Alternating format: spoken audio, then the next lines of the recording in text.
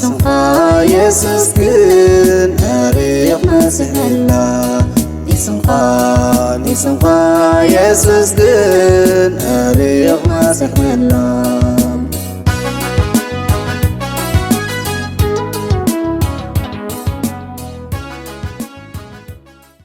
السلام እግዚአብሔር ምስ ኩልኻትኩም ይኹን ዝተባረኸ ዝተቐደሰ ሰንበት ይግበረልና ካልኣይ ሰንበት ዝኣስተርእየ ሎም መዓልቲ ኣብዚ ሰንበት ዝንበብ ንባብ ወንጌል ሉቃስ ምዕራፍ 2 ካብ ፍቕዲ 42 ክሳብ 54 እዩ ወለዱ ጎይታና መድሓኒና ኢየሱስ ክርስቶስ ድሕሪት ተሪፉ ምስ ጠፍአ ወለዱ ምስ ደለይዎ ምስ ረኸብዎ ንምንታይ ሞ ትደልዩኒ ኢልዎ ኣብቲ ናይ ኣቦይ ቤት ክህሉ ከም ዝግባኣኑ ዶ ይትፈልጡን ኢኹም ሕቶ ይሓቶም ንክርስቶስ ኣበይ ንደልዮ ክርስቶስ ወዲ 12 ዓመት እዩ ምስ ወለዱ ናብ ኢየሩሳሌም ንበዓል ፋሲካ ከብዕል ኸይዱ ድሕሪ በዓል ፋሲካ ይሁድ ንዓዶም ክምለሱ ከለዉ ንሰለስተ መዓልቲ ድሕሪት ተሪፉ ጎይታና መድሓኒና ኢየሱስ ክርስቶስ ካብ ወለዱ ተሪፉ ማርያምን ዮሴፍን ኣብ ኩሉን ምስ ኩሎም ኣዝማዶምን ደልየሞ ኣብ ኩሉ ምሳኣንዎ ናብ ኢየሩሳሌም እንደገና ተመልሱ ኣብ ቤተ መቅደስ ከዓ ረኺቦሞ ኣብ ማእከል ሊቃውንቲ መምሃራን ረኺቦሞ ይሰምዖም ይሓቶም ይምልሰሎም ዘመምሃራን ሊቃውንትን ከዓ በቲ ጥበቡን ክእለቱን ኩሎም ተደነቁ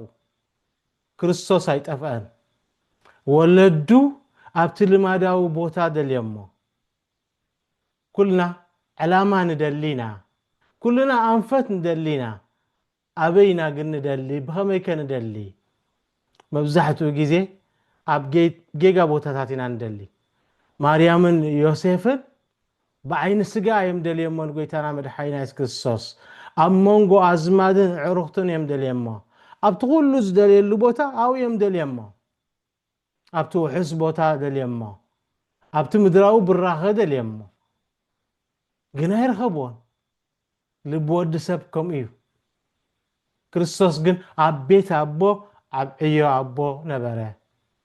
ቦቱ ኣብኡ ስለ ዝኾነ ሰባት ገለ ምስ ደለዩ መልሲ ኣበይ ክረኽቡ ይደልዩ ምስ ተጨነቑ ክረኽብዎ ፍታሕ ዝደሊሉ ኣበይ እዩ ገሌና ኣብ ገንዘብ ገሌና ኣብ ንብረት ገሌና ከዓ ኣብ ደቂ ሰባት ንደሊ ገሌና ከዓ ኣብ ኩሉ ምስኣናዮ ብምዝንጋዕ ገዛ ርእስና ኣዘንጊዕና ኣብ መስተ ኣብ ካልእ ኣብ መዘናጋዒ ቦታታት ከድና ንደልዮ ኩሉ ከዓ ግዜ ተፀቢዩ ሓላፋ እዩ ብፍላይ ብገንዘብን ብንብረትን ዝመፅእ ሓላፋ እዩ በራሳ እዩ ክርስቶስ ኣበይ ተረኺቡ ኣብ ቤተ መቅደስ ተረኺቡ ኣብ ቃል እግዚአብሔር ተጸሚዱ ተረኺቡ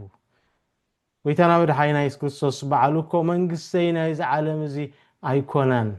ቦታይ እውን ናይ ዓለም እዚ ኣይኮነን ኢሉ ርክቡ ምስ ምድራዊ ንግስነት ፈጺሙ ይነበረን ኩሉ ሃሙን ቀልቡን ኣብ ቤት ኣቦ ኣብ ዕየቡ እዩ ነይሩ ዕየቡ እንታይ እዩ ምስባኽን ምብሳር ቃል እግዚአብሔር ነይሩ በቲ እግዚአብሔር ንልብታትን ንሕልናናን ዝገዝኣሉ ንህይወትና ዝቅድሰሉ እሱ እዩ ዕየቦ እምነት በዓላት ክርስቶስ እዩ ዝመጽእ ካብ ሮሜ 10 ፍቅዲ 7 ይኸሙ ዝብለና ተሐቀኛን ዘድሐነን እምነት ካብ ማንም ኣይመጽእን ፈጺሙ ካብ ካልእ ኣይርከብን እዩ ኣብ ስምዒታትና ይርከብ ካብ ኩነታትና ይርከብ ካብትናትና እንብሎ ነገር ኣይርከብን እዩ ወይ ካብ ካልእ ውሕስ ቦታ ኣይርከብን እዩ ካብ ቃል እግዚአብሔር እዩ ዝርከብ ክርስቶስ ኣብ ምድረ በዳ ብሰይጣን ክፍተን ከሎ ብኸመይ መሊስሉን ሰይጣን ሰለስተ ግዜ ክምልሰሉ ከሎ ጽሑፍ እዩ ኢልዎ ምክንያቱ ቃል እግዚአብሔር መርገፂ እዩ ሓይሊ እዩ ስልጣን እዩ ክርስቶስ ወለዱ ኣብ ቤተ መቅደስ ምስ ረኸብዎ ወለዱ ኣበይ ከም ዝነበረ ምስ ፈለጡ ድንግል ማርያም ኣብዚ እንታይ እዩ ዝብለና ንኩሉ ኣብ ልባት ትሕዞ ነበረት እዩ ዝብለና ክርስቶስ ድሕርዚ ናብ ናዝሬት ምስኦም ተመልሰ ይእዘዞም ነበረ እዩ ዝብለና ቃል እግዚአብሔር ኣብ ቤት ኣምላኽ ገዲፍና ኣብ ካልእ ህይወት ክንረክብ እንተደሊና ጥራሕ ኢድና ኢና ንተርፍ ንደሊ ተኾነ ግን ንዘለዓለም እኳ እንተደለና እንታይ ንረኽቦ ከንቱነት እዩ ባዶነት ኢና ንረክብ ኣብ ቤት ኣቦይ ኣብ ዕየቦይ ኣብ ቃል እግዚአብሔር ክንሓትትን ክንምልስን ምስ ጀመርና ህይወት ንረክባው ቅዳሴ ክንሳተፍ ምስ ጀመርና ህይወት ንረክብ ቅዱስ መጽሓፍ አንቢብና ምስ እግዚአብሔር ክንዛረብ ምስ ጀመርና ህይወት ንረክብ ንምንታይ ኢኹም ኣብቲ ዘየለ ኩሉ ቦታ ትደልዩኒ ዝብለና ኣብ ቤት ኣቦይስ ዘይትደልዩኒ ኣብ ቅዳሴ ዘይትደልዩኒ ኣብ ቤተ ክርስቲያን ዘይትደልዩኒ ዝብለና ኣብ ምስጢራት ዘይትደልዩኒ ዝብለና ቅዱስ ሐዋርያ ጳውሎስ ንጢሞቴዎስ ኣብ ካልኣይ ጢሞቴዎስ ምዕራፍ 2:8 እንታይ ይብሎ ነቲ ከሙታን ዝተስአ ኢየሱስ ክርስቶስ ዘክሮ ይብሎ ኣነ ዝሰብኮ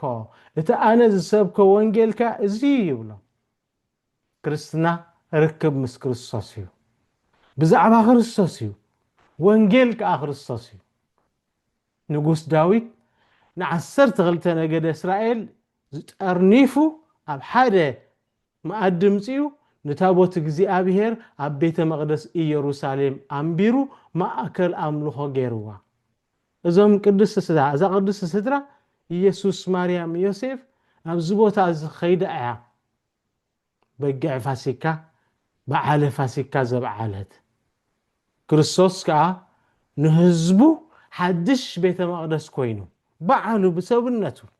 ሓድሽ ቤተ መቅደስ ብምዃን ንኹሉና ጠርኒፉና ንኹሉና ኣድሒኑና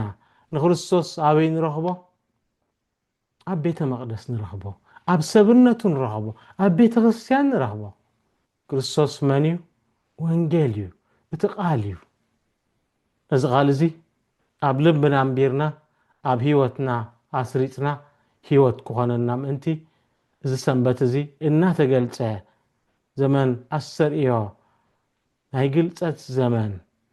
ብርሃን ጎይታና መድሓኒና ኢየሱስ ክርስቶስ እናበርህን እናደመቐን መንነቱ እናፍለጠና ዝኸይድ ዘሎ ኣብ ውሽጥና ኣብ ስድራና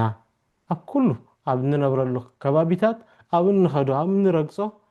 ወንጌልን ክብርን ጎይታና መድሓኒና ኢየሱስ ክርስቶስ ናብ ካልኦት ክንገልጽ ንገዛእ ርእስና ከዓ ክንቅደስን እግዚአብሔር ኣምላኽ ሓይሉን ጥበቡን ጸጉኡን የብዝሐልና ዝተባረኸ ዝተቀደሰ ሰንበት ይግበረልና አሜን።